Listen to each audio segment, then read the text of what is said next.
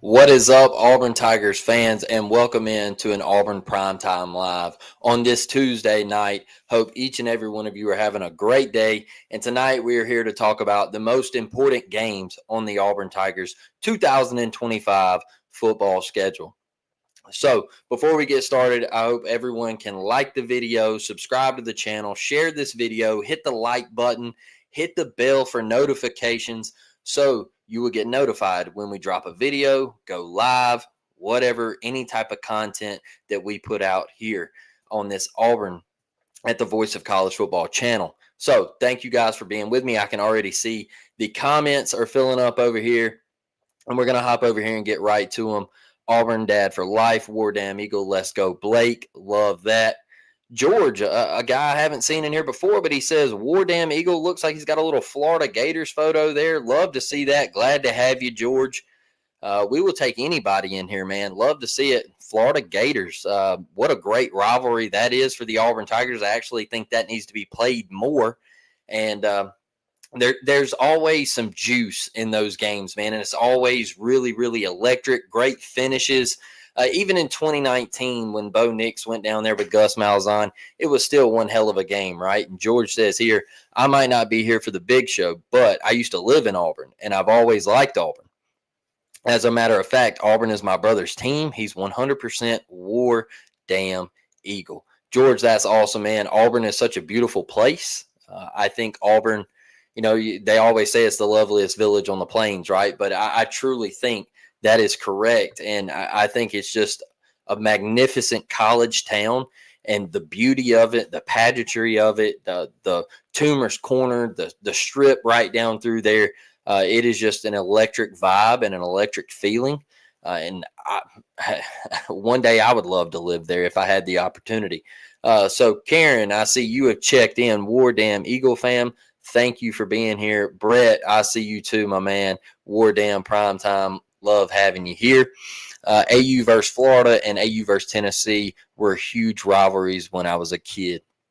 Dude, and they always had electric vibes to them. Those games were just always nail biters down to the wire, right?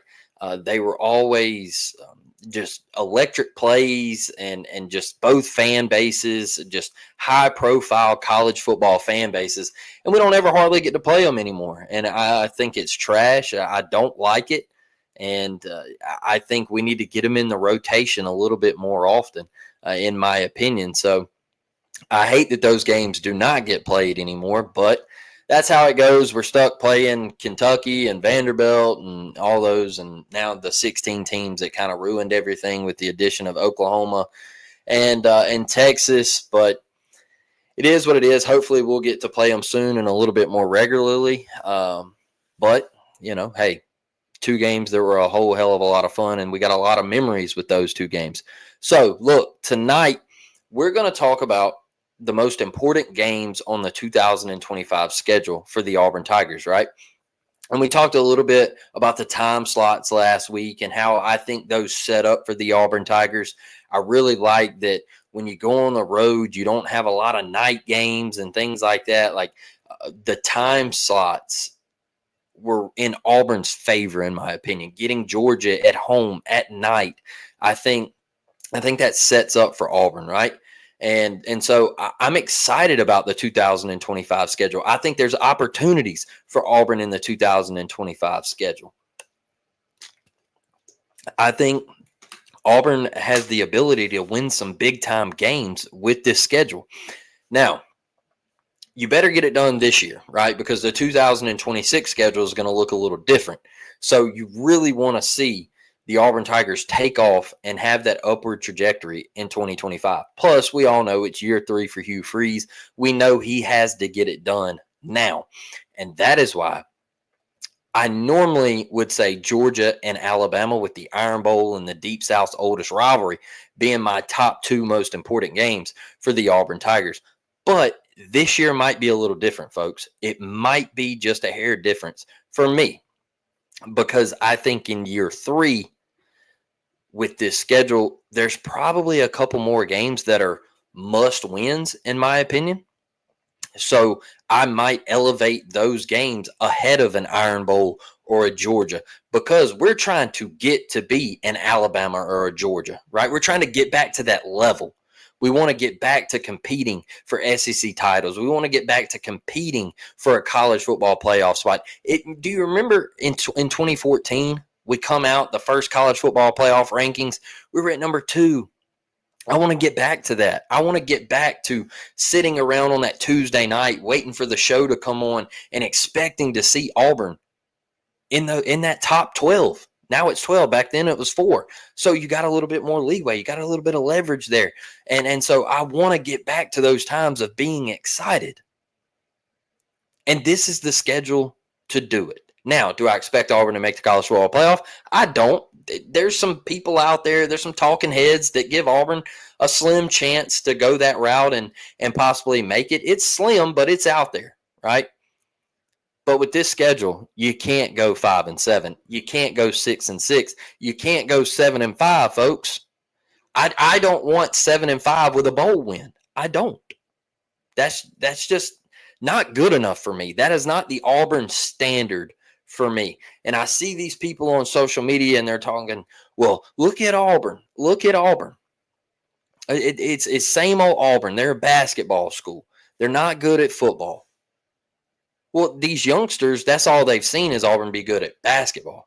It's time for Auburn to wake back up and go back to the early 2000s and the 2010s and things like that. It's time for Auburn to get back on the big stage. You played for a national championship in 2010. You won it. You played for a national championship in 2013. You should have won that one. That is what I want to get back to. That is what I want to get back to. I want to get back to going to Atlanta and playing in big-time matchups. And I think this is the schedule for Auburn to get back on that track. So, with that being said, let's get back over here. I see y'all chatting it up, and I want to pull some of these up. And Miss Karen says, I do like not having to listen to Rocky Top.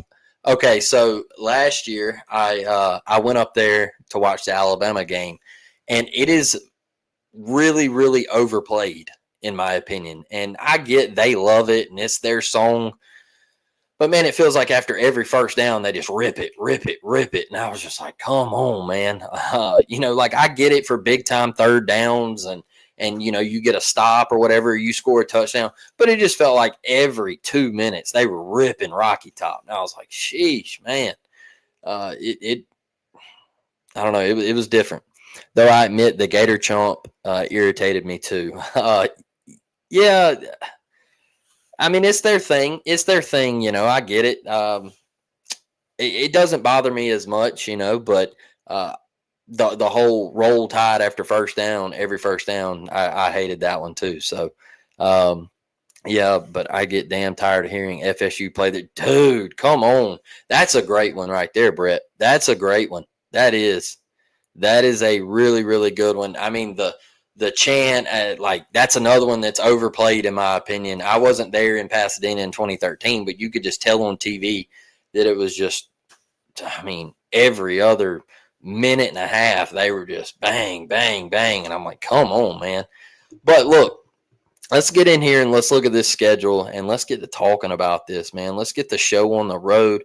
Enough of the chit chat. I made this little graphic right here. Wanted to pull it up for y'all. And as you can see right there, man, week 1 at Baylor, we know that's on a Friday night, and all eyes are going to be on who? The Auburn Tigers. Now, I like that it's on a Friday night. One, yes, because all eyes are going to be on us. We get the recruiting side of it. That's great. You're in prime time on Fox, national television. That's awesome. That is awesome. I also think there's a solid side to it that you're playing on the road on a Friday night. Maybe it takes a little steam out of their crowd. Maybe you catch a little momentum with Auburn fans traveling out there, Baylor not getting as hyped up for a Friday night matchup, right? I think that could have a little juice to it there. But I think that's a big one. And I'm going to touch on that Baylor one here in just a minute. Let's skip past that one. Let's go to week 2 at Ball State.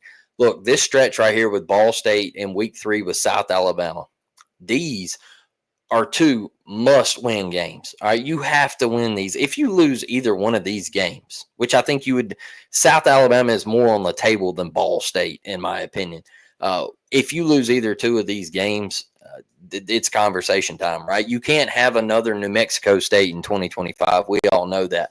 But I think the Auburn Tigers handle business week 2 and week 3 against Ball State and South Alabama. So my least important game, or I don't want to say least important, but the one I'm least worried about would be week 13 in Mercer, and then week 2 with Ball State. So those are in the 12 and 11 spots right there. And then I think you got to look at South Alabama and put them in the 10 spot, because I think those three are my gimme games, right? Those are your gimmies, and those are the ones that you have to win. I mean, you get out to 3 right there. That's 3 dubs. You only need 3 more to get to that 6-6, right? But that's 3 gimmies. So then I look right there. You don't have to go any further than week 10, Kentucky at home. You blasted them. You blasted them last year at Kentucky. They got Zach Calzada coming in at quarterback, the former Auburn Tiger. He never played a down for Auburn. You should win that one. I think that one's in my 9 spot. Then you look at week 8 with Missouri. They lost everybody on the offensive side. That was their key last year. That was their bread and butter. They're replacing a slew of folks over there, new quarterback, all that stuff, man. That one would be in my 8 spot right there, okay? I think you have to win Kentucky and Missouri. You have to win those 2 games. So right there, that's 5. That's 5. Let's put those in our pocket. That's 5. You have to win. Those are must-win games for Hugh Freeze and the Auburn Tigers. So I look no further. You got to look at Arkansas right there in week 9 at Arkansas. I think that's got to be a win. I think you have to go there and handle business. You cannot have what happened last year where you should have beat them. You couldn't stop turning the ball over. You were driving the ball up and down the field on Arkansas, and you just couldn't avoid the turnovers. You couldn't. You couldn't do it. And it cost you. It cost you a win. That win right there, the Cal and all that, we go through it every week. That could have got you bowl eligible, and things probably wouldn't have looked as bad as they do right now. I know there's a lot of talk about recruiting. Why is recruiting so slow? Should we panic? We'll talk about that next Tuesday night, because I think this weekend there's some stuff that might go down. Maybe it's not in Auburn's favor. Maybe it is. We'll wait and see. But next Tuesday night, we will talk about the recruiting side of things on this channel. So I think you look at Arkansas, man. That's got to go. That's got to go in that 8 slot for me. And I think that's got to be a big one. And then in the 7 slot, this is where it gets kind of tough right here. In the 7 slot, I'm probably going to throw. I think in the 7 slot, I'm probably going to throw at Texas A&M. I'm going to throw at Texas A&M in that slot, because I look at Texas A&M, and that just going to the 12th, man. It seems really difficult. You're on the road. You just come off at Oklahoma. That's another iffy one there, man. So it just seems like that's a game where we haven't had a lot of success out there lately. We did early when they come into the SEC, but the last couple of times we've been out there, it hasn't looked good, and we've looked terrible, to be honest, when we went out there. So, we've beat them when they come to our house here lately, but the last couple times in the series, it's been flip-flopped, where when they first come into the SEC, it was like the road team always won, if y'all remember that. So, but the last couple times we've been out there, it hasn't looked pretty. So I'm going to put Texas A&M at down the list for me, just because I think it's such a difficult matchup for the Auburn Tigers. And then we will go, oh, man, I got to look at, in the 6th spot, man, I got to look at Vanderbilt. I think with Vanderbilt and everything that happened last year, the year before, you go to Nashville and you spank them. You wax them, right? Jarquez Hunter had a big day. Peyton Thorne played well. And then last year, Jarquez Hunter barely got the ball. Peyton Thorne was terrible. You lose by double digits to Vanderbilt. There was the timeout a second before the 2-minute warning and all that stuff. It was just disastrous, right? It was disastrous, and you can't have that happen. Vanderbilt is another must-win game for the Auburn Tigers. You cannot have Diego Pavia not lose against you. You have to get him this year. This is the most important time to beat Diego Pavia, to get all of that just built up frustration against him since he's waxed you at New Mexico State. He waxed you at Vanderbilt. Now's the time to get him. So that game right there at Vanderbilt, and it would be so sweet to go to Nashville and get the payback. That's big for me. That is huge for me. And so, I look at man, in that next spot, I would probably go. This is tough. I'm going to go Georgia in week 7 right there. I'm going to go Georgia just because it's at home. It's at night. Yes, I think you need to beat one of your rivals. I think at night in Jordan-Hare Stadium is great for Auburn. I love the time slot. Jordan-Hare Stadium is going to be rocking. We know what kind of home field advantage Jordan-Hare Stadium has. I don't care what you see on Twitter. It's blasphemy to me that some people say, "Oh, well, the Auburn, they haven't won a lot of games." That's not what home field advantage is. Home field advantage is what does your crowd bring to your team? Can your crowd hype your team up to get them to play better? And you've seen a lot of times where Auburn has been outmatched. And they have brought the juice, and these fans have brought it for these players to play up to a certain standard. And so I think that Georgia game right there in week 7, that one sits up there next for me. And then, man, you really look, I'll be honest with y'all. I will be dead honest with y'all. I have to go with Alabama in that next one. In week 14, the Alabama Crimson Tide and the Iron Bowl. I know it's usually number 1 on my list. It's usually up there. But this year, yes, it's important. It is important. We have to start beating Alabama once again. Haven't beat them since 2019. But I think there's a couple more games on your schedule that you got to go get before you can think about Alabama, right? And so Alabama is there for me. And then I would really, really look. At the this is a tough one. At Oklahoma, week 4 is got to be in that next spot, man. I just look at that game, and I think that could be the one to get Auburn really over the hump. That could be the one to get Auburn. If you beat Baylor, Ball State, South Alabama, you go to Oklahoma week 4 with Texas A&M on the horizon, and you beat Oklahoma with Jackson Arnold's return? What? Man, that would skyrocket this program. Then I think you would start seeing recruiting tick up, right? You start you get a big win. All we've heard is John Mateer, right? We've heard all of the high-profile offense and how Oklahoma's a possible college football playoff sleeper and all that stuff. Miss me with it. You got to go win the football game. You got to go compete out there in Norman and get, once again, payback for what happened last year. Another game that you should have won. I think we can all agree on that, right? And you got to go make it happen. So that is why that one sits right there for me. And then finally, y'all, let's break it down. I think the one that holds the number 1 spot for me, is at Baylor. And it's the first game of the season. Some people might think that I'm crazy. I don't really care. All right? I do not care. I think this is the biggest game for Auburn. And at this current moment, I think this is the biggest game in the last 5 years for the Auburn Tigers. And here's why. Here's why I'll tell you. Everybody's panicking about recruiting right now. Everybody's panicking about Hugh Freeze's hot seat. Everybody is panicking about, he said that we just got to get to a bowl game and 6-6 or 9-3. It doesn't mean this. It doesn't mean that. Okay. It can all stop week 1 on a Friday night, 7 p.m. Fox at Baylor in Waco, Texas. It can all come to an end there. That is why I think this game is the biggest game in the last 5 years for the Auburn Tigers. I do. I think this one is massive because if you go to Baylor with all eyes on you and you go get a victory and you come back with your next 2 games at home, boy, people are going to start talking about Auburn. They're going to start turning their heads, especially if you go out to Baylor and win in convincing fashion.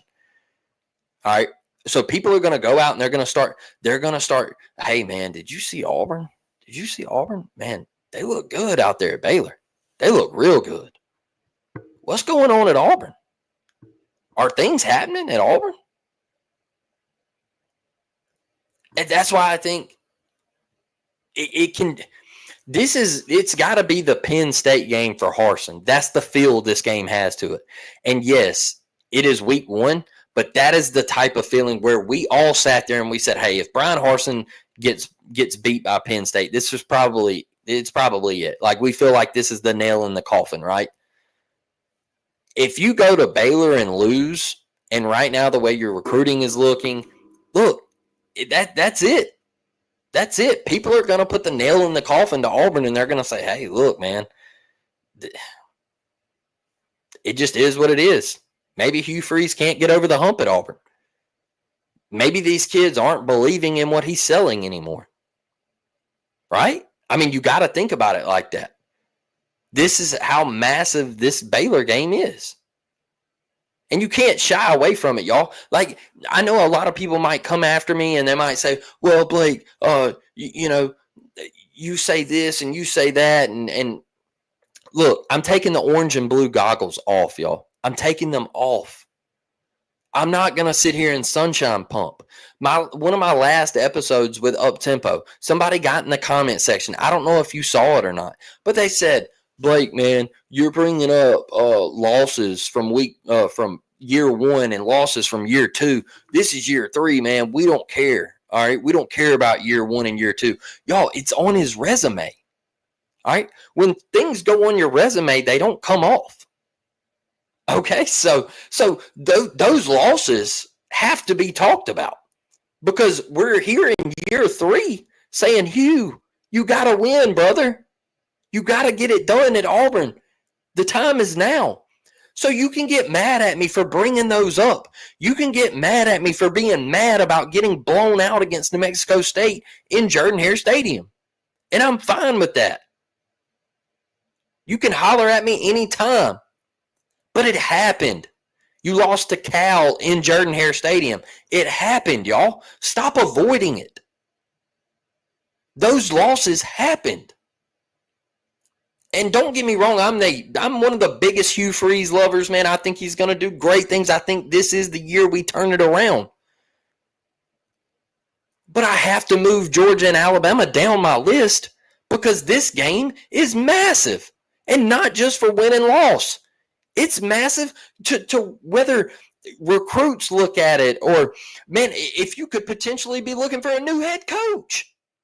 That is why this game is so massive to me. That's why I put it in my number 1 slot. That is why I am wanting to go to Waco, Texas, because I want to believe in Auburn again. I want to get there. I want to go to a game and not thinking in the back of my mind, man, this is a wasted trip because we're going out here to lose. This is a wasted trip. I don't know if we're going to win this football game. I want to get back to 2019. Hell, even in 2019, the first game, I went to Dallas, Texas to watch Auburn and Oregon. You want to know why? Because I believed in the Bo Nix hype. I believed in Gus Malzahn that he would get Auburn right. I believed that in 2019 we would beat Oregon. And man, what a sweet drive home it was. What a sweet, sweet drive home from Dallas, Texas it was. Those are the type of feelings that I want to get back. And I think all of you do as well. That is why at Baylor week 1 is in my number 1 slot. I think it's the biggest game in the last 5 seasons for Auburn. And another thing is you haven't been good on the road. It feels like every time Auburn goes on the road at Penn State, you go play one of these high profile programs at Penn State, you get clocked. I mean, we eventually we gotta get the curse off our back. Remember a couple years ago when Hugh got hired, we were always talking about flip the script? Well, now's the time. August 29th is the time. It's do or die. I'm tired of going out to the 12th man and losing. I'm tired of going to Georgia and losing. I'm tired of going to Tuscaloosa and losing. Doesn't that get old? Doesn't it get old? It does for me. I can tell you that. It does for me. It gets old, y'all. It gets old quick, fast, and in a hurry. I can tell you that. And I'm tired of the negative media. I'm tired of these people taking shots at Auburn. I don't want that anymore. And I know you don't either. And it could all change week 1 because you go to Baylor, you win a football game, then your players start believing. Then your coaches start believing. That locker room is a little hyped up. You start 3-0, that locker room's a little hyped up to go out to Norman, Oklahoma. 3-0 looks a whole hell of a lot different than 2-1. And I'm telling you that right now, man. I feel like this is just the absolute massive game for Auburn. And I hear all these people and they're talking about, well, this kid is right down the street and he's going to Florida, and this kid's from Alabama and he's going to Alabama after we just kicked their tail in in-state recruiting. Now they're dominating us again. Well, this could change it. This could change it all. Because guess what? Everybody keeps telling me, I get on Twitter and they're like, oh man, how is this happening? And I'm like, you got to win games. Eventually you got to win. And they're saying, well, it's the highest bidder. No, it's not. Everybody's like, well, Oregon, they just pay for players. They also win. They're in big time games year in and year out. What are we doing? Have they won a national championship? No. Are they in the college football playoff? Are they playing for national championships? Yes. So why do kids want to go there? Because of Nike. They got great facilities, and they're playing in big-time games year in and year out. That's it.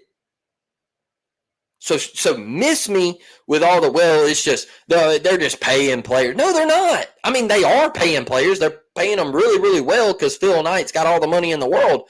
But kids still also want to win. It's not a lost art in college football. It's not.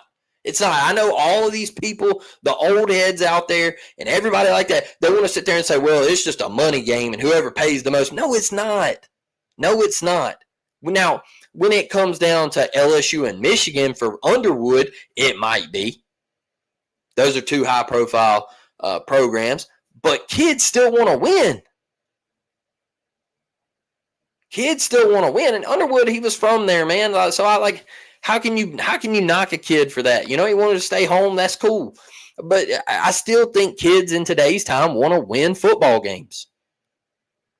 And I think we put too much on the money side of it. Everybody's like, oh, they took money. Well, we lost this kid to Texas because they paid more. No, Texas is in the college football playoffs back-to-back years. They got one of the best minds in college football running their program. Stop with that stuff. It annoys me. No, guess what? Auburn went 5-7, and some of these kids are saying, hey, you got to show me first, all right? I'm not committing to you until you show me. Shadarius Tootle, all right? Everybody thought he's flirting. He's going on recruiting visits. He's saying that Georgia took the lead and all this stuff. Guess what? You're going to have that. You want to know why? Because Auburn has to win. You have to win. You can only throw out, hey, we're selling this vision. We're selling playing time. We're selling this. We're selling that. You can only throw that out there for so long before you have to show up and win football games. Period. End of story, man. And that's why I am fired up about that topic. It's been eating at me when I see that stuff. So, Thomas, man, what's up? How you doing? Glad to have you in here. I see you over there. Brett saying, what's happening, Thomas? Glad to have you in here, brother. If we beat Baylor in Oklahoma, I'll be ecstatic. Look, if you beat Baylor in Oklahoma and you got Georgia coming into Jordan-Hare at night, buy your tickets, all right? Buy your tickets. Get to Tiger Walk, get to Jordan Hare Stadium, do whatever you got to do to get to that dang football game, because that is going to be absolutely electric.